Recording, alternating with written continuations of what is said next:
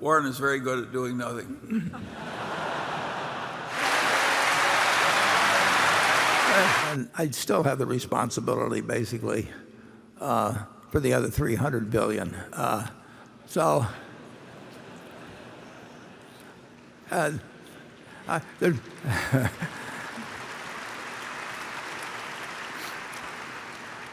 I think Charlie will tell you. In fact, I'd like him to comment. Nothing's really changed that much. But I think actually semi-retired is probably catches me at my most active point. I think your questioner's got a good point. Okay, Charlie? Well, I've watched Warren for a long time, and he sits around reading most of the time and thinking, and every once in a while he talks on the phone or talks to somebody. I can't see any great difference. A lot of people, part of the Berkshire secret is that when there's nothing to do, Warren is very good at doing nothing. I'm still looking forward to being a mattress tester. Yeah, that sort of reminds me of, who was it? Tony O'Reilly remarked one time about the responsibility of a CEO, that the very first job of the CEO was to search through his organization and find that person who had the initiative and the brains, the determination, all of the qualities to be his logical successor, and then fire the guy. Warren and Charlie, you two have demonstrated great talent in private sector capital allocation and shown the world the power of excellence in this area. Do you think there is a similar opportunity for outstanding capital allocation in the public sector at both the state and federal levels? And if so, what approach and/or changes would you suggest for society to achieve these benefits? That's too tough. Why don't we go on to a new question?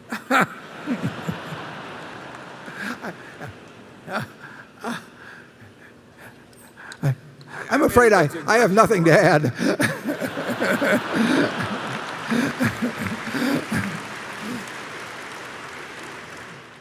Well, to me, it's obvious that the change in valuation should be noted, and it is and always has been. Goes right into the net worth figures. So the questioner doesn't understand his own profession.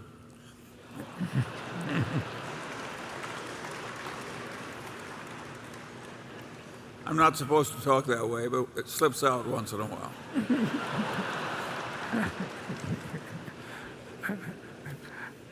Sometimes he even gives it a push.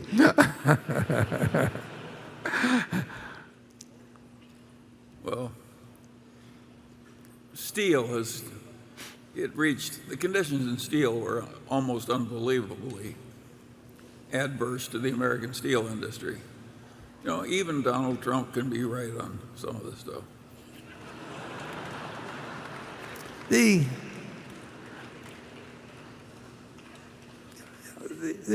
thing about trade, I've always said that the president, whether it's any president,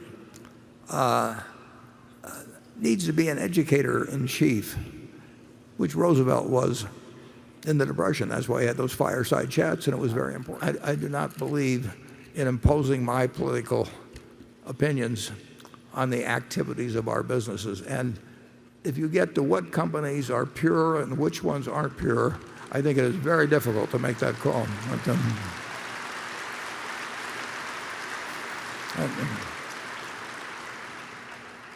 I think with that response, I'm almost afraid to call on Charlie, but go ahead, Charlie.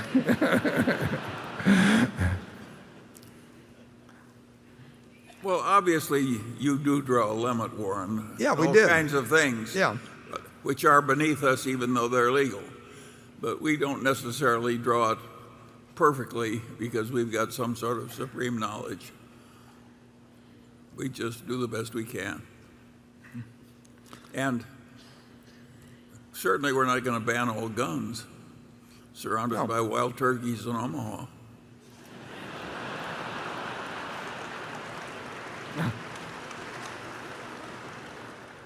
Well, I want to talk to the younger shareholders in the group. Those of you who, after we are gone, sell your Berkshire stock and do something else with it, helped by your many friends, I think are going to do worse. So I would advise you to keep the faith.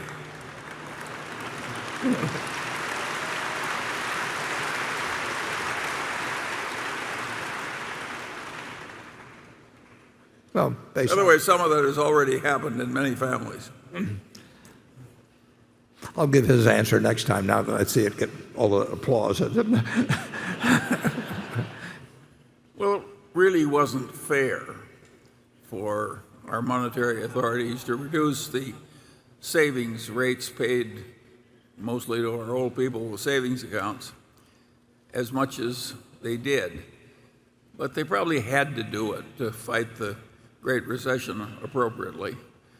But it clearly wasn't fair, and the conditions were weird. In my whole lifetime, it's only happened once that interest rates went down so low and stayed low for a long time.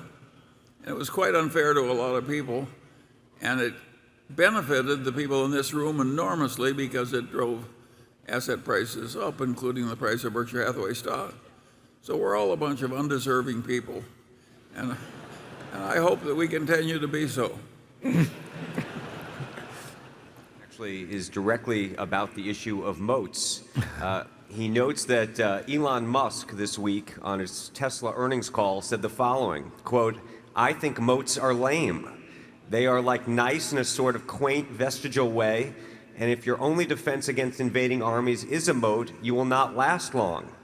What matters is the pace of innovation. That is the fundamental determinant of competitiveness," unquote. So Warren, it seems the world has changed. Business is getting more competitive, pace of innovation, technology is impacting everything. Is Elon right? Let me answer that one, Warren. Elon says a conventional moat is quaint, and that's true of a puddle of water. And he says that the best moat would be to have a big competitive position, and that is also right. You know, it's ridiculous.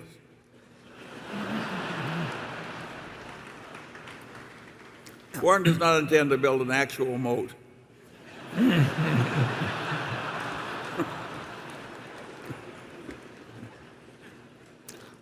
Even though they're quaint. Yeah. Charlie? Well, I think we'd buy another one just like it tomorrow if we had the chance. Yeah, that's the answer.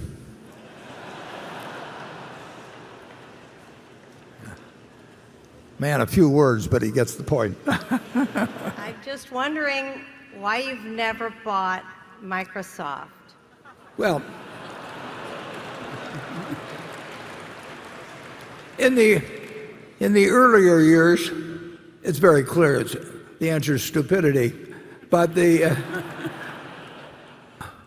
but both that and my stupidity have cost us a lot of money. It's a good question, and I think the answer makes sense. But Charlie? Well, it's part of theology that a late conversion is better than never, and you've greatly improved yourself. This is a remarkable country, and we found something very special.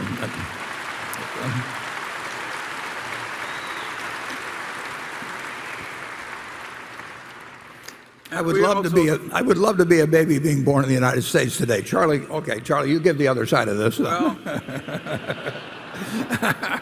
there's a tendency to think that our present politicians are much worse than any we had in the past. But we tend to forget how awful our politicians were in the past.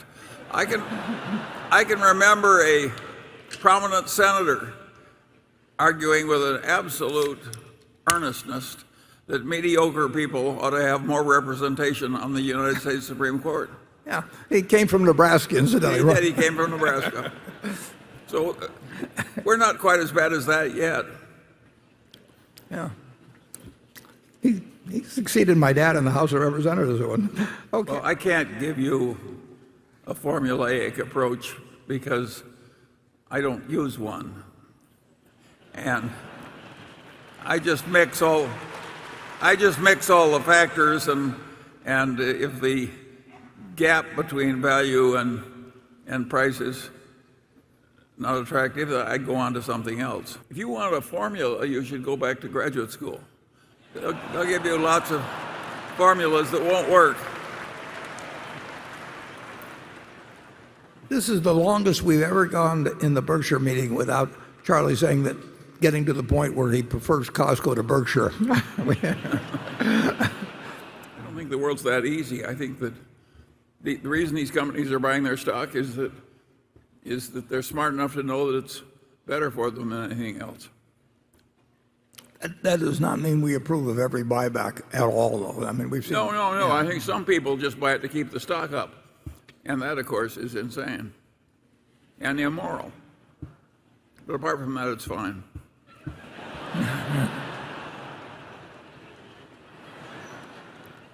Charlie made a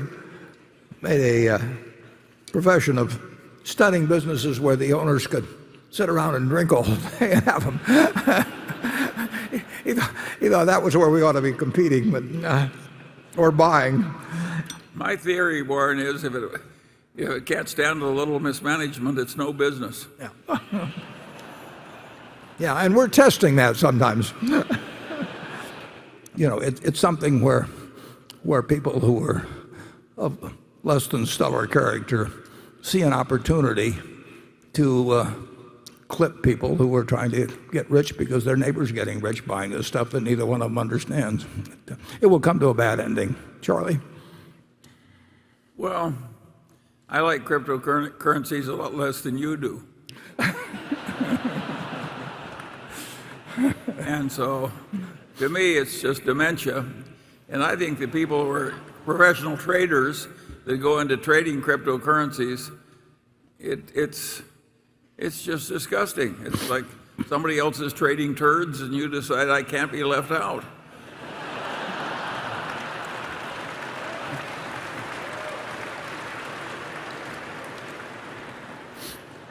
To the extent that we're being webcast around the world, I hope some of our stuff doesn't translate very well, actually. I've got nothing to add to that.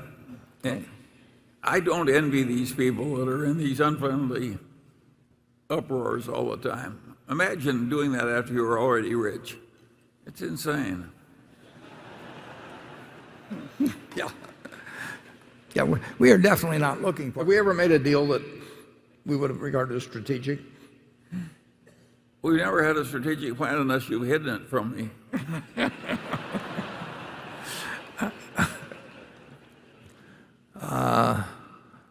I feel very good about the decisions we've made for CEOs. I prefer all our CEOs to live forever. And one woman almost did that we hired. Mrs. B lived to be 104. She retired at 103, and that's a lesson to our other managers that if you retire prematurely, no telling what will happen. But Charlie actually keeps pushing me to do more in China, and we've tried a couple of times actually. And there was one operation that we got involved in. Well, you did so poorly the first time you put in 200,000 and got about 2 billion. So Yeah. No. Wasn't encouraging enough. But the answer is we're going to miss a lot of things. Charlie? Yeah, we have a wonderful system. If one of us is stupid in some area, so is the other. And of course, we were not ideally located to be high-tech wizards. How many people of our age quickly mastered Google? I've been to Google headquarters. They look at me like it looks like a kindergarten.